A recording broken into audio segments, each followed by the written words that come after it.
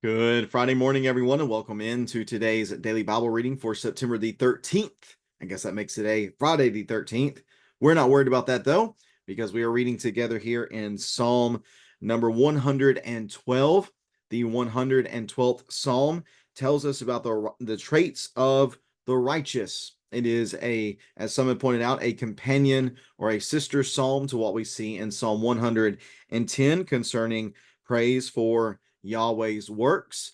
And they are companion psalms because so many of the things that are mentioned in Psalm 111 pertaining to God and his character are also stated as true about the righteous man and his character here in Psalm 112. I believe this psalm would easily classify as a wisdom psalm because it is seeking to teach and to encourage the reader to pursue this type of living.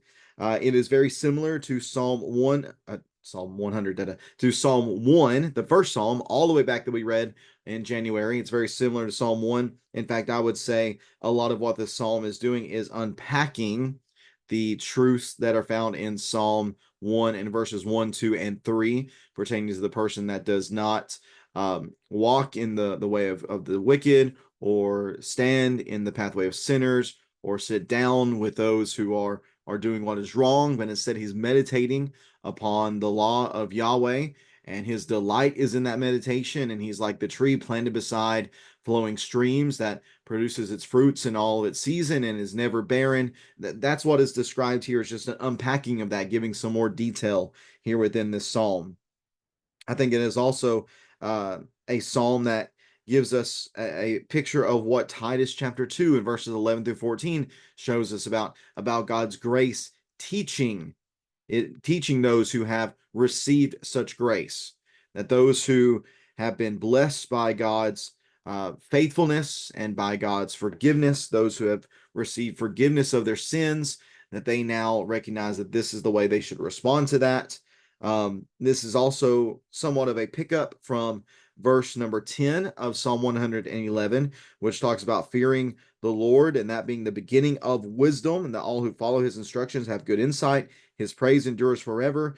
The very first thing we see after the hallelujah, the praise Yahweh of Psalm 112 and verse number 1 is happy is the person who fears Yahweh, taking delight in his command. So let me go and get the text up here on the screen, and we'll read together Psalm 112. Again, picking up some ideas from Psalm 111. See if you can catch, as we're reading through, some of the repeated elements that were first found in Psalm 111. And after we get done reading, we will identify some of those repeated elements. Again, thanks so much for taking time to read along with me today on this Friday. Psalm 112, verse number 1. Hallelujah. Happy is the person who fears Yahweh, taking great delight in his commands. His descendants will be powerful in the land. The generation of the upright will be blessed. Wealth and riches are in his house, and his righteousness endures forever. Light shines in the darkness for the upright. He is gracious and compassionate and righteous. Good will come to the one who lends generously and conducts his business fairly. He will never be shaken. The righteous one will be remembered forever. He will not fear bad news. His heart is confident, trusting in Yahweh. His heart is assured. He will not fear. In the end, he will look in triumph on his foes. He distributes freely to the poor. His righteousness endures forever. His horn will be exalted in honor. The wicked one will see it and be angry. He will gnash his teeth in despair. The desire of the wicked leads to ruin. Psalm 112. Psalm 112. Again, picking up from Psalm 111 and verse number 10, the fear of the Lord, the fear of Yahweh is the beginning of wisdom. Verse number 12, happy is the person who fears Yahweh, taking delight in his commands, not seeing the commands of Yahweh and being frustrated by them, feeling as if they are restrictive in some way, but recognizing the good nature of Yahweh's commands. Again, there's a lot that is mentioned here that reminds me of Psalm 1. Again, how happy, just like we see in here in Psalm 112, happy is the person Psalm 1 and verse 1, how happy is the one who does not walk in the advice of the wicked, or stand in the pathway with sinners, or sit in the company of mockers. Instead, his delight is in Yahweh's instruction. What do we see here? He is someone who takes delight in his commands. And what does that allow him to do? He is like a tree planted beside flowing streams that bears its fruit in its season, and whose leaf does not wither. Whatever he does prospers. What do we see in beginning in verse number 2 and verses 2 through 9? I believe are an unpacking of verse number 3 of Psalm number 1. His descendants will be powerful in the land. Now we're back in Psalm 112. His descendants will be powerful in the land. The generation of the upright will be blessed. Wealth and riches are in his house. Now, beginning in verse, that second line talks about his righteousness endures forever.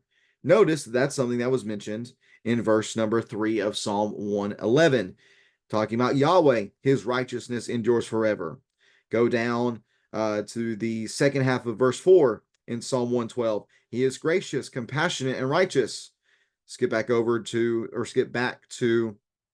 the second half of verse number 4 in Psalm 111. Yahweh is gracious and compassionate, and his righteousness is mentioned in the previous verse as well.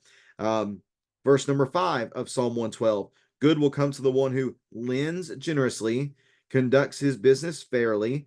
We also see in verse number 9 that he distributes freely to the poor. So the righteous person here is described as a giving person, as a generous person, as a considerate person. What do we see about Yahweh in verse number 6 of Psalm 111? He has shown his people the power of his works by giving them the inheritance of the nations. So in verses 3, 4, 5, and 9, we see here connections back to Psalm 111, which focus on the characteristics of Yahweh. And what that tells us then, I appreciate Longman, one of the writers, recognizing this and saying it this way. He says that the righteous man is a reflection of God himself. The righteous man is a reflection of God himself. That should sound very familiar to us with how much we talk about being image bearers of God. That is, as his image bearers, we are to reflect his character and his attributes. Here, Psalm 111 and Psalm 112 are a perfect example of what that is to look like. Now, we first examined on Wednesday the righteous character of Yahweh, his good works. And now we're considering today what a righteous man looks like, his traits. And we recognize that there is tremendous overlap there. There is a tremendous amount of shared characteristics and shared attributes between a holy God and a righteous man who is trying to live according to the will of his holy God. So what does that allow then the righteous man to do? Beginning in verse number 6, he's allowed to have then a secure heart. He will never be shaken. The righteous one will be remembered forever. He will not fear bad news. His heart is confident, trusting in Yahweh. His heart is assured. He will not fear. In the end, he will look in triumph over his foes. Now, we need to recognize that this is not saying, it is not saying that the righteous one will never hear bad news, or will never face strong temptations, or will never have to endure trials and tribulations. That's not what the text says. What the text says, though, is that in response to these things, he's not going to fear the bad news. He's not going to fear the trial or the tribulation. He's not going to be shaken by these things. Not that he's never going to experience them, but that they are never going to affect him as they might someone who does not have such confidence and trust in Yahweh as his God. He will not fear bad news. His heart is confident. Why? Because he's trusting in Yahweh. He's trusting in Yahweh. That faith, that trust will remain regardless of what the righteous person goes through, which means that he will be remembered forever. Again, his heart is assured. He will not fear. At the end of the day, he will look in triumph on his foes. Mentions it again in verse number 9. He distributes freely to the poor. His righteousness endures forever. A repeat of verse 3. His horn or his strength will be exalted in honor. Paul actually uses this verse number 9, in 2 Corinthians chapter 8 and verses 9 and 10 to encourage the Corinthians to generosity within themselves. So this picture that is painted for us here of this righteous person, he is happy, he is blessed, he is fortunate because he fears Yahweh. He stands in awe of Yahweh and of Yahweh's awesome works, and he seeks to respond to that in faithfulness by delighting in his commands. Again, not having disdain for God's commands, not speaking disrespectfully about his standards, but recognizing how good they are for him and having a desire to honor and to please and to glorify God by living in this same way. Now, the very last verse in Psalm 112 contrasts that completely with what we've seen so far. So the first 9 verses speaks about the righteous person, the good person, the godly person, and how he prospers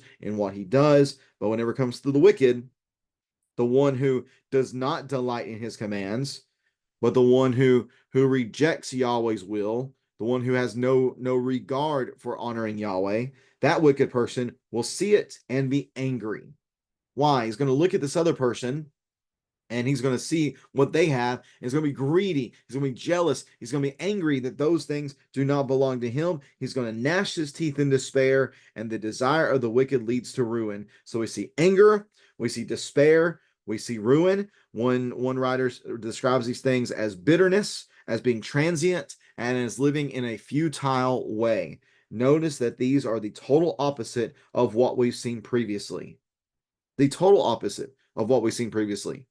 The righteous person is not bitter. The righteous person is not transient. The righteous person is not living in a futile way. But in fact, what do we see?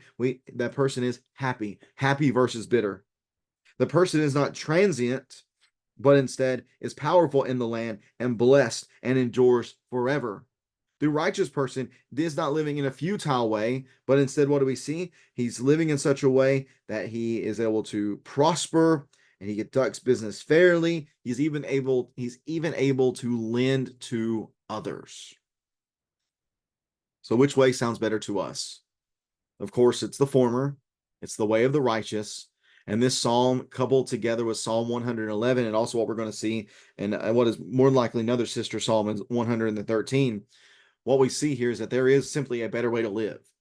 And the better way to live is to live according to the will of the God whose awesome deeds and awesome works should be awe-inspiring to us, should lead us to marvel at how good he is, and at how powerful he is, and at how wonderful he is, and then seek to live according to that, to reflect that in what we do. So note here again, in Psalm 112, happy is the person who fears Yahweh, taking delight in his commands, but the desire of the wicked leads to ruin.